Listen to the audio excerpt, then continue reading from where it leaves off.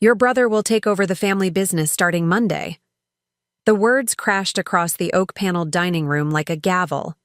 My father's voice was cold, sharp, final. He didn't even glance in my direction when he said it, as though I were invisible.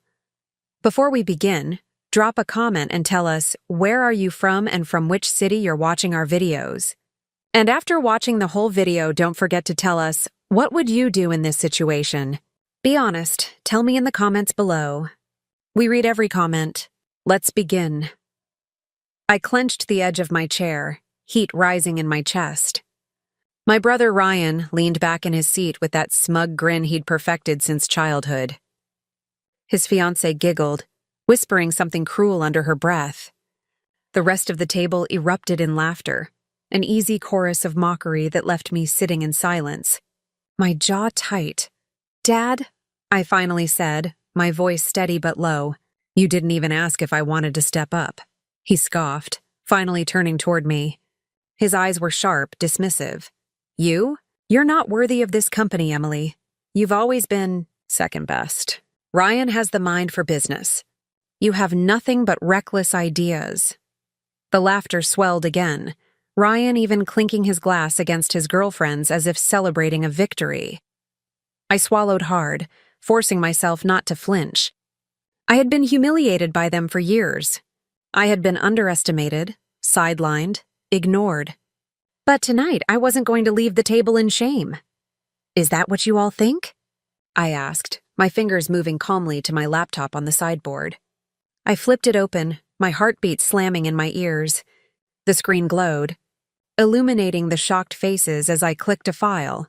The signed contract appeared. The company transfer, dated yesterday, under my name. Gasps cut through the laughter like glass shattering. My father's fork froze midair, his knuckles whitening around it. Ryan's smirk drained into horror, his face pale, his fiancée's hand dropping from his arm. I leaned back in my chair, finally letting the tension slip into a sharp smile. "So, Dad, do you still think I'm not worthy?" Silence, thick, heavy. No one moved. Then Ryan erupted, his voice sharp with panic. "This has to be fake. She's bluffing. Dad, tell her she can't do this." But I watched my father's face, the way his jaw twitched, the way his eyes darted toward the screen. He knew it wasn't fake. He knew exactly what he had signed, and why. And the best part? He had no idea I'd use it tonight. "You always wanted to make me small," I whispered, my voice laced with fire. "But I learned from you. I learned how to fight, and now you'll answer to me." The dining room that once roared with laughter now sat in suffocating silence. My family's pale faces glowed against the laptop screen, and for the first time, I felt something powerful, something I had been denied all my life. Control. And this was just the beginning. Richard Carter's face drained of color as he stared at the glowing screen. His hand trembled against the table, the silver fork clattering onto his plate. For a man who never lost composure in boardrooms, this was the first time I'd seen him shaken. "Emily," he muttered, his voice low, almost hoarse. "Where did you get this?" I folded my arms, steadying my breath. My heart was racing, but I wouldn't let him see weakness. "Where do you think, Dad?" "You signed it yourself. Yesterday. The documents are notarized, legally binding, witnessed by your own attorney. Or did you forget?" Ryan slammed his fist on the table so hard the wine glasses rattled. "You tricked him. There's no way he'd ever sign this over to you. Tell me this isn't real, Dad." His eyes darted frantically between his father and me, panic clawing at the edges of his voice. Richard's jaw tightened, but he didn't answer right away. The silence was louder than any denial. Madison, sitting beside Ryan, leaned in, her fake polished smile gone. "Ryan, calm down," she hissed, though her own hands were shaking. "Maybe it's not as bad as it looks.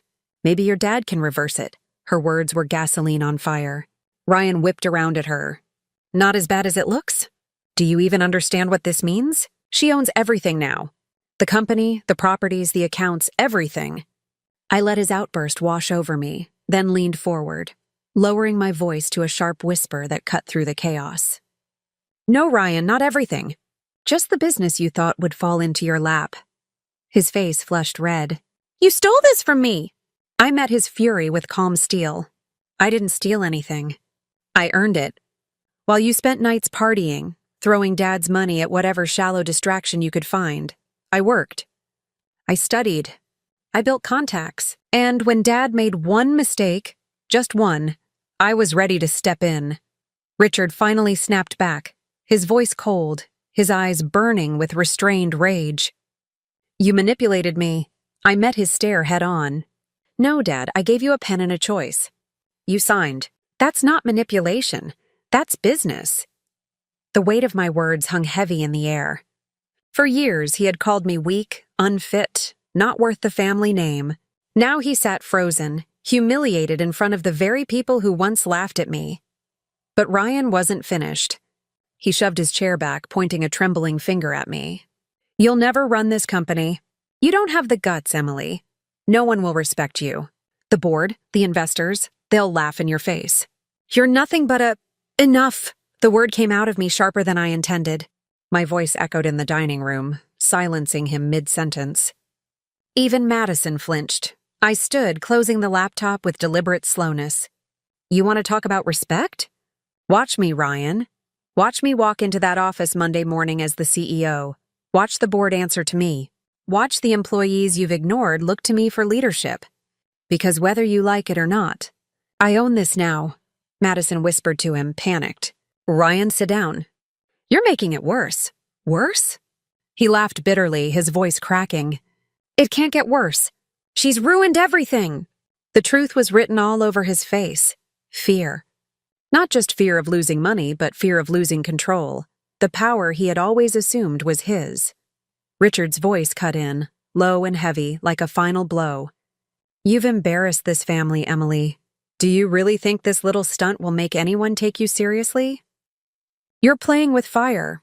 I turned slowly to him, my hands no longer trembling. No, Dad, I'm done playing. You built this empire, but you also built me. You just didn't expect I'd use the lessons against you.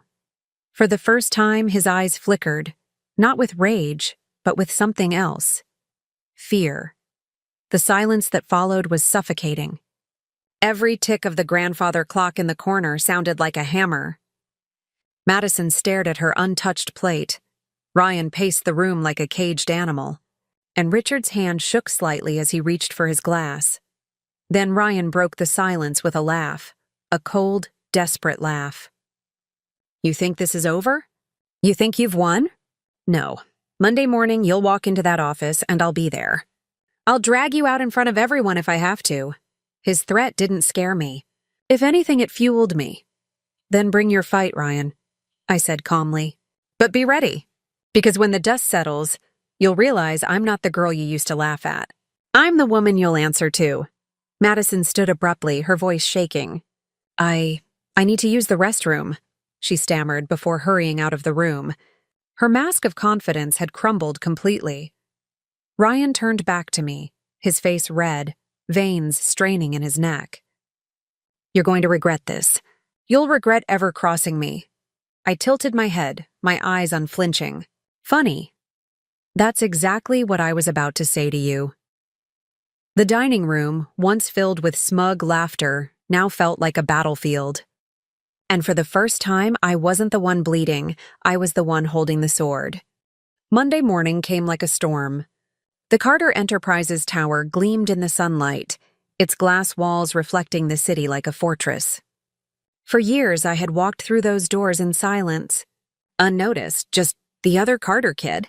But today, every step I took echoed differently. As I entered the lobby, heels clicking against marble, heads turned. Receptionists paused mid-sentence, employees whispered, and I caught fragments. Is that Emily? Why is she here so early? Did you hear what happened? Ryan was already there. He stood near the front desk, chest puffed out, a fake grin plastered on his face. But when his eyes landed on me, the grin collapsed. Well, well, he sneered, blocking my path. You really thought you'd just waltz in here and take over? This isn't a game, Emily. You'll embarrass yourself in front of the board. I adjusted my blazer, unfazed. Move, Ryan, I have a meeting. He stepped closer, lowering his voice so only I could hear. You might have a piece of paper with your name on it, but you don't have what it takes to sit in that chair. You'll fold the second someone pushes back. I tilted my head, meeting his glare with quiet fire. Then let's see who folds first. I brushed past him, my pulse steady, and walked toward the elevators. By the time I reached the top floor, the boardroom was already buzzing. Suits filled every chair, coffee cups steaming, files spread across the polished mahogany table. At the head of the table sat my father, Richard Carter, radiating authority as if nothing had changed. The moment I stepped inside, the room went quiet. Richard's eyes flicked up, cold and calculating. "Emily," he said, his voice steady but sharp. "This is a closed meeting. You're not needed here." I set my laptop on the table, opened it, and let the contract appear on the big screen. The Carter Enterprises seal shone clear, the signatures undeniable. A wave of murmurs spread across the room. "Actually," I said, my voice firm, "I own the company. And as of today, I'll be leading this meeting." Gasps filled the room. One of the board members, Mr. Andrews, leaned forward. "Richard, is this true?" Richard's jaw tightened, his silence giving me my answer. Ryan stormed in behind me, his voice echoing like a thunderclap. "This is ridiculous. She tricked him. She doesn't know how to run a company. Are you really going to let her ruin everything?" I looked around the table, letting my gaze linger on each board member. You've all seen how Ryan operates. He treats the company like his playground. Do you really want your investments handled by a man who thinks shareholders are a joke? Or do you want someone who's been quietly working behind the scenes for years, building strategies that could actually save this company millions? The murmurs grew louder. I caught a few nods. Ryan slammed his hands on the table. "Don't listen to her. She's nothing. Sit down, Ryan." I cut him off, my voice sharp as a blade. "This isn't your stage anymore." For the first time in his life, he hesitated. His fists clenched, his face red, but the weight of the room pressed him back into his chair. Richard leaned forward, his voice low, dangerous. "You think you've won something, Emily? You're in over your head. Leadership isn't about pulling stunts. It's about loyalty, control, respect. You don't have any of those." I met his eyes without blinking. "No, Dad. Leadership is about vision, courage, and earning respect, not demanding it.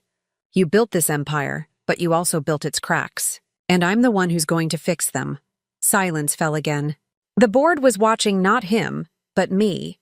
Mr. Andrews finally spoke. "I think we should hear her out," another voice chimed in. "Agreed. If she legally owns the company, we have no choice but to recognize her authority." Richard's face tightened, his knuckles white around his pen. Ryan muttered curses under his breath, but neither of them could stop what was unfolding. I clicked through the slides I had prepared, strategies I had worked on for months in secret. Plans to cut losses, restructure failing divisions, open new markets. As I spoke, the board leaned in, intrigued, their doubt fading with each point I made. When I finished, the room erupted in quiet applause. Ryan's chair screeched against the floor as he jumped up. "This isn't over. I won't let her steal what's mine." I stood slowly, meeting his fury with calm resolve. "It was never yours, Ryan. You just assumed it would be handed to you.